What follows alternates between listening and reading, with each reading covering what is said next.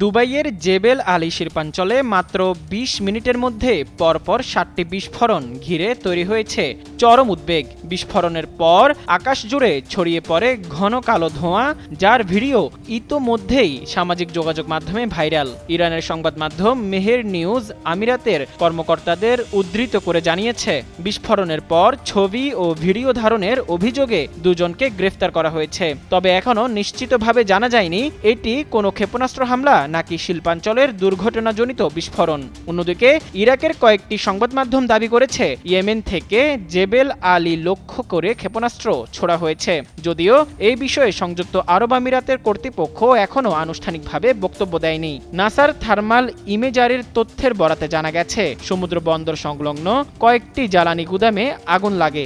এখন পর্যন্ত কোনো হতাহত হওয়ার খবর মেলেনি। এর আগে পশ্চিম এশিয়ায় চলমান উত্তেজনার কারণে সংযুক্ত আরব আমিরাতে গত কয়েক মাসে একাধিকবার ড্রোন ও ক্ষেপণাস্ত্র হামলার আশঙ্কায় উচ্চ সতর্কতা জারি করা হয়েছিল।